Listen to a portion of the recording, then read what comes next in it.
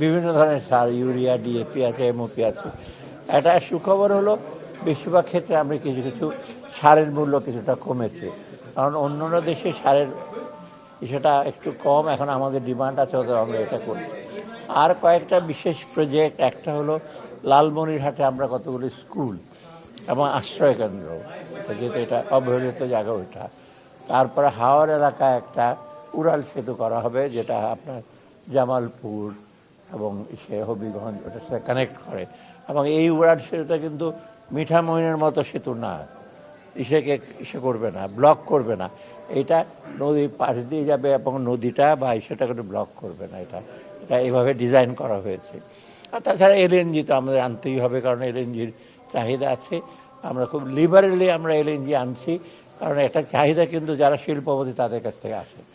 সার দিতে পারে, আমরা তো দিতে পারি না সে সাপ্লাই গ্যাসের, অথবা এলএনজির তাদের ইন্ডাস্ট্রির জন্য চলে। জাপান তো আমাদের সবচেয়ে বড় ডোনার মানে সে। আর সেকেন্ডলি কতগুলি জরুরি প্রজেক্ট ছিল, একটা হলো মেট্রো রেল আছে, তারপরে একটা রেলের আছে, এই যোগাযোগের ব্যাপারে বেশি। আর একটা এডিবির সাথে কতগুলি প্রজেক্ট আমাদের পেন্ডিং আছে। ওখানে সাধারণত আমি এডিবির সাথে কথা বলেছি, জাইকার সাথে কথা বলেছি, জাপানের অর্থমন্ত্রী ক্যাকো, এখন আমার মনে হয় আশা করি এখনও আছেন, প্রাইম মিনিস্টার চলে গেছেন কিন্তু উনি খুব পাওয়ারফুল মন্ত্রী। আর ওদের trade and industry minister, state minister, ওনার সাথে কথা বলি। সেখানে জাপানে অলরেডি আমাদের একটা বড় টিম গেছে, ইকোনমিক পার্টনারশিপ এগ্রিমেন্ট, আপনারা জানেন, ইপিএ। জাপানের সাথে ইপিএ করতে যাচ্ছি। জাপান কিন্তু খুবই আগ্রহী, আমাকে বারে বারে বলছে, যদি এটা আমার ক্ষেত্র না, ওটা বাণিজ্য উপদেষ্টা, ওরা বলছে তোমরা ইপিএটা আমাদের সাথে তাড়াতাড়ি করো। অ্যান্ড জাপান খুবই। আরেকটা বিশেষ ব্যাপার, আমরা প্রধান উপদেষ্টা তো জাপানে বলেছে আমাদের এখান থেকে লোক যেন পাঠায়। আমি 1,00,000 লোকের কথা উনি বলে আসছিলেন, সেই 1,00,000 লোক পাঠাবার চেষ্টা করছি। এবং জাপানের কন্ডিশনটা, জাপান কিন্তু আপনারা যারা যেয়ে থাকবেন, ভাষাটা যেন লেভেল আছে N1 N2 N5 পর্যন্ত, তা মিনিমাম N3 পর্যন্ত থাকলে কিন্তু ডেলি কিন্তু চাকরি পাবে।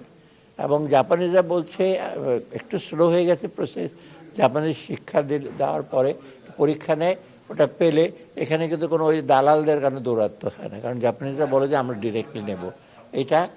আর কিছু স্কিল ডেভেলপমেন্ট আমরা করে পাঠাচ্ছি ওখানে। আবার এগ্রিকালচার ফিল্ডে, বিশেষ করে প্রসেসিং, এটা লোক কিন্তু কম। আপনারা জানেন তো জাপানের তো লোক অনেক কম আছে, 12 কোটি লোক, কিন্তু ওদের সে ইন্টেন্সিভ এগ্রিকালচার লোক লাগে। এটা এটা আমরা একটু স্লো। এবং আপনারা আশ্চর্য হবেন, আমাদের সাথে কথা বলার কিছুদিন আগে নেপালের সাথে, নেপাল কিন্তু অলরেডি 2.5 লক্ষ লোক পাঠিয়ে দিয়েছে। তাতে আমার একটু লাগলো আর কি। স্লোটা হলো, আমরা স্লোটা হলো আমাদের যে ট্রেনিং ক্যাপাসিটিটা, এই কারণ জাপানিজরা খুব পার্টিকুলার, যাকে দিকে সে জাপানিজ শিক্ষা দেবেন ওটার স্ট্যান্ডার্ডটা মেনটেন না করলে ওরা নেবে না। সেটা ওরা চুজই কাদেরকে দিয়ে করাবে। আমরা প্রাইভেট সেক্টর দিয়ে করাচ্ছি কিছু, আর গভর্নমেন্ট ইসে থেকে আছে। অতএব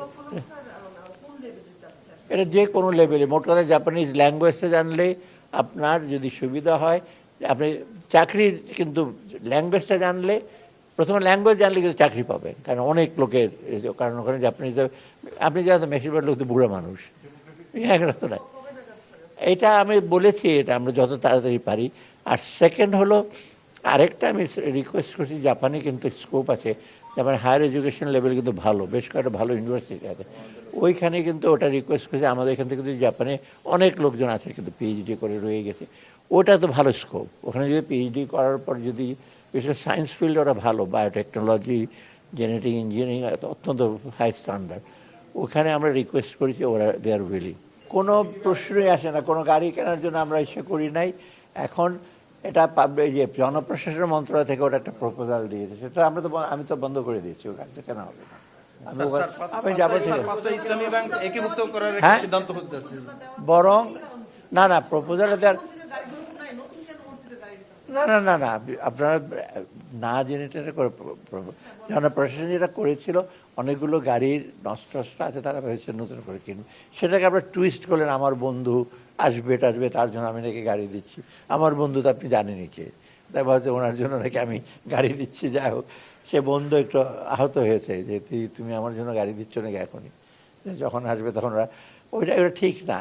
এটা বরং আসলে এটা সে ছিল জনপ্রশাসন থেকে এসেছিল যে ফিল্ড লেভেলে ইলেকশনের জন্য বেশ কতগুলো গাড়ি দরকার হবে, এবং ইলেকশনের সময় ভাঙ্গা গাড়ি নেয় 2 মাইল যাওয়ার পর পড়ে যাবে, সেটা তো আমরা অ্যালাউ করবো না। সেটা যে আমি রিসেন্ট আমরা অলরেডি অ্যালাউ করেছি, আমার এক্স্যাক্টলি মনে নাই, প্রায় 300-র কাছাকাছি গাড়ি আমি অ্যালাউ করেছি, ওই 60টা গাড়ি না। আরেকটা জিনিস বলে রাখি, আপনার চট্টগ্রাম বন্দরে এমপিদের অনেকগুলো গাড়ি কিন্তু সিজ করা হয়েছে। এই ওখানে খুব দামি গাড়ি আছে, বেশ দামি, একটা 4-5-6 কোটি টাকা। সেগুলো যখন অকশন করতে গেছে এনবিআর, দাম উঠেছে 10 লক্ষ টাকা। আপনারা তো খুব বুদ্ধিমান লোক, তো ইচ্ছা করে 10 লক্ষ টাকা, 5 কোটি টাকার বাড়ি 10 লক্ষ টাকা। তা আমি বলেছি এনবিআর চেয়ারম্যানকে এগুলো বিক্রি করার কোনো দরকার নাই, এটা আমরা ট্রান্সপোর্ট পুলে দিয়ে দেওয়ার জন্য বলেছি। ওটা 30 থেকে 40 টাকায়, সেই গাড়িগুলো তখন রেখে দিক, দরকার ভবিষ্যতে ব্যবহার করে। সিদ্ধান্ত হয়েছে আমি বলবো না, একটা বাংলাদেশ ব্যাংক একটা ওয়ার্ক প্ল্যান করেছে 5টা ব্যাংক, সেটা ওই দিন আমি আসার পরের দিন মিটিং করলাম। ইন প্রিন্সিপাল আমরা বলছি এটা করবো, কিন্তু আমি নাম বলবো না, নাম বললে এটা রান অন দ্য ব্যাংক হয়, কনফিউজ ইস্যু হয়, একটু খারাপ জিনিস হয়ে গেছে, আমাদেরটা নিয়ে নেবে। অতএব এটা আমরা করবো। আর বাকিগুলো একটা জিনিস বলে রাখি, আমরা কিন্তু নন ব্যাংক ফাইন্যান্সিয়াল ইনস্টিটিউশনগুলো রিঅর্গানাইজ করবো, ওটা আমাদের একটা ইস্যু। সেখানে আমরা অতি দ্রুত দেখি, আমাদের যতটুকু সময় আছে কিছুটা আমরা করে দিয়ে যাবো। বাকি কতগুলো ব্যাংক? বাকি আমি ওটা বাংলাদেশ ব্যাংক তো ওরা প্ল্যান করে, মিনিস্ট্রি অফ ফাইন্যান্সে আসে, তখন আমরা দেখি আর কি। ওরা এনবিএফের এসে করে 22টার মতো বোধহয় ওরা আইডেন্টিফাই করেছে যে ভালো চলছে না, যেটা লিজিং কোম্পানিগুলো। আর গ্রাহকদের কোনো ভোগান্তি হবে কিনা? না না, অ্যাবসলিউট ভোগান্তি, এখন ভোগান্তি, কিন্তু অ্যাবসলিউটলি বলা হচ্ছে যে কোনো গ্রাহকের টাকা যেভাবেই রাখো, ডিপোজিট রাখো বা এফডিআর করে রাখো, সেটা এটা প্রতিশ্রুতিবদ্ধ, সবাই টাকা পাবে। তবে পিরিয়ডটা, অনেকে যদি বহু কয়েক কোটি টাকা থাকে, সেটা তো একদিনে দেওয়া যাবে না, সেটা নানা রকম মেকানিজম আছে, সেটা দেওয়া হয়েছে।